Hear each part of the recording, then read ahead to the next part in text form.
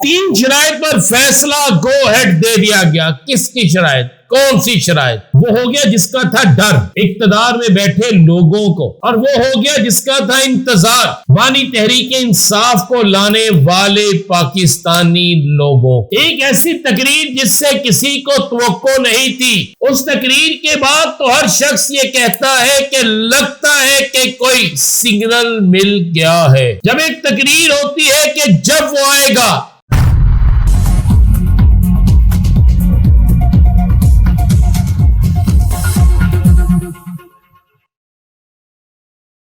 बिस्मिल्लाहिर्रहमानिर्रहीम, अस्सलातु वस्सलामु अलैका या सय्यदी या रसूलल्लाह, अस्सलातु वस्सलामु अलैका या सय्यदी या हबीबल्लाह। तमाम सुनने वालों को अस्सलामु अलैकुम। मैं हूं राना अज़ीम और आप देख रहे हैं मेरा व्लॉग। वो हो गया जिसका था डर इक्तदार में बैठे लोगों को, और वो हो गया जिसका था इंतजार बानी तहरीक इंसाफ को लाने वाले पाकिस्तानी लोगों को।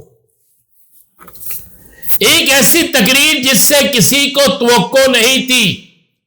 उस तकरीर के बाद तो हर शख्स ये कहता है कि लगता है कि कोई सिग्नल मिल गया है। जब एक तकरीर होती है कि जब वो आएगा, जो बोलेगा वही कानून होगा, ये कौन कह सकता है? तीन शराइत पर फैसला गो हेड दे दिया गया। किसकी शराइत? कौन सी शराइत? किसको गो हेड दिया गया? ट्रक तैयार, 8 सियासी जमातों ने तैयारी पकड़ ली। काम कोई बड़ा होने वाला है। इन सारी खबरों पे बात करेंगे, लेकिन उससे पहले आइए मेरे साथ इस दुआ में शामिल हो जाएं, वो दुआ जो हमेशा मैं आपके लिए और अपने लिए करता हूं कि अल्लाह ताला की ज़ात हम सबको ईमान वाली, सेहत तंदुरुस्ती वाली, इज्जत वाली लंबी उम्र अता फरमाए, और जब भी जिंदगी का हाथमा हो तो ईमान पर हो, और जन्नतुल बकी हमें नसीब में मिले। आमीन सुम आमीन सुम आमीन सुम आमीन। एक मीटिंग होती है, ये बड़ी गौर से सुनिएगा, ये बड़ी खबर है। एक मीटिंग होती है, उस मीटिंग में बाकायदा डिस्कस होता है कि क्या अडयाला का कैदी अगर जेल से रिहा हो जाता है तो क्या उसका वोट बैंक वही होगा जो 8 फरवरी को था? और यह भी डिस्कस होता है कि 8 फरवरी को उसका वोट बैंक किस तरह इतना बन गया। फिर एक और बात डिस्कस होती है, 3 चीजें डिस्कस होती हैं। तीसरी बात यह होती है कि जब वो इक्तदार में था तो इक्तदार के आखिरी दिनों में तो उसके अपने साथी ये कहते थे कि जिस दिन इक्तदार खत्म हुआ तो हमें लोग वोट नहीं देंगे। तो फिर किस तरह वोट पड़ गए? उसका इक्तदार खत्म हुआ, लोग जोक तक जोक आ गए। पंजाब में ज़िमनी इलेक्शन हुए, 16 सीटें वो जीत गया। सारी चीजों के बावजूद ज़िमनी इलेक्शन हुए, जितनी सीटों पे वो इलेक्शन लड़ा 99% सीटें वो जीत गया। तो उन्होंने सबने अपना अपना एक चीज निकाली। तो वहां पर रिपोर्ट आई कि जिस दिन इमरान खान ने हेल्थ कार्ड बनाया था, हेल्थ कार्ड दिया था, तो वो पिला तफरीक दिया था, और उस हेल्थ कार्ड की वजह से हर दूसरे शख्स की ख्वाहिश उसे वोट देने की थी। यूथ को जब उसने लोन दिया, यूथ को कारोबार के लिए लिया, तो यूथ भी उसके साथ होगी। अभी ये कहा गया कि उनके मुतबादल जिनको लाया गया वो अवाम में कुछ डिलीवर नहीं कर सके, जिसके बाद हालात ये पैदा हुए कि लोग बानी तहरीक इंसाफ के नजरिए के साथ खड़े हो गए।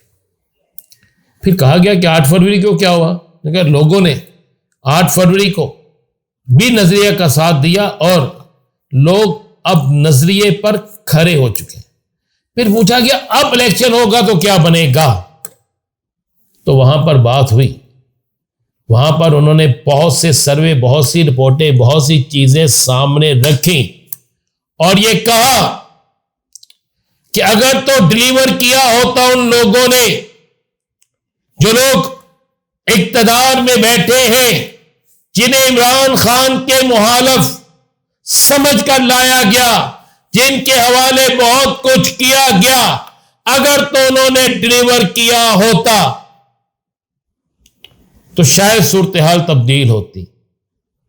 अब जब पेट्रोल सस्ता हुआ तो सस्ता नहीं किया गया। अब जब बहुत से सीनियर तजियाकार खुद इकरार कर रहे हैं कि हमें कहा गया कि आप इनके खिलाफ बोलें, जब अब खुद बहुत से सियासतदान ये बात कह रहे हैं कि अगर ये बाहर आ गया तो हमारी सियासत खत्म हो जाएगी, और यहां तक कहा गया कि ये तो जितना आप इसको रोकेंगे, जितना जेल में इसकी मुलाकातें बंद करेंगे, उतना ही आगे जाएगा। तो फैसला ये हुआ आखिरकार, ये आपको वो खबर दे रहा हूं जो आपको 2-3 दिन बाद बाकी लोगों ने देनी है। फैसला ये हुआ कि बानी तहरीक इंसाफ को हर सूरत में राजी करके बाहर लाया जाए और उन्हें कुछ चीजें उनके साथ तय कर ली जाए। ये फैसला हो गया, और इस फैसले के बाद मैं आपको ये बता रहा हूं कि अब आप देखें कि इस वक्त तहरीक इंसाफ के अंदर वो लोग जिनके मुतल्लिक कहा जाता था कि ये तो होम्योपैथिक है, लेकिन अब वो भी ऐसी ऐसी तकारीर कर रहे हैं कि ऐसे लगता है कि जैसे सिग्नल मिल गए हैं, जैसे उन्हें भी इतबार हो गया है, उन्हें भी यकीन हो गया है, उन्हें भी कह दिया गया है कि अब गेम बदलने वाली है। मैं जिस शख्सियत की तकरीर सुना रहा हूं जिसने कौमी असेंबली में कहा कि जिस दिन वो आएगा, वो कौन? इमरान खान। वो जो बोलेगा वही आइन होगा, तुम पाबंदियां लगा कर देख लो, तुम फला कर देख लो। क्या कहा उसने, सुनिए सर। वो मर्द आइन जब आएगा, वो जो लफ्ज कहेगा वही आइन होगा। ये आपने बैरिस्टर गौहर की क्या इससे पहले ऐसी सख्त, इतनी जोशीली तकरीर सुनी थी? तो इससे आपको अंदाजा हो गया होगा कि वो आ रहा है। 3 शराइत पर फैसला कर ले, यह कह दिया गया है बानी तहरीक इंसाफ के हवाले से, और किसी को गो हेड दे दिया गया है जो एक रिटायर्ड तगड़ी शख्सियत है, उसे गो हेड दिया गया है। 3 शराइत है कि आओ, बिल्कुल सियासत में आओ, सियासत करो, लेकिन दहावा नहीं बोलना, सियासी लोगों पर तनकीद करो, लॉन्ग मार्च नहीं करना। पाकिस्तान से बाहर जाना चाहते हो, पाकिस्तान से बाहर चले जाओ। पाकिस्तान में रहकर सियासत करना चाहते हो, सियासत करो, लेकिन गारंटी दो कि कौमी मामलात में साथ दोगे। तीनों शर्त बानी तरीके इंसाफ मान जाएंगे, इमाम को बता रहा मान जाएंगे। अब इन शराइत को लेकर जाने वाली शख्सियत कितनी पुरअसर होगी, वो कितना इस पे राजी कर लेगी, ये देखने वाले। दूसरी तरफ तहरीक इंसाफ समेत मौलाना साहब, जमात इस्लामी, महमूद खान अचकज़ई और दीगर इनके इत्तेहादियों ने मिलकर फैसला कर लिया है और एक ट्रक की तैयारी शुरू हो गई है।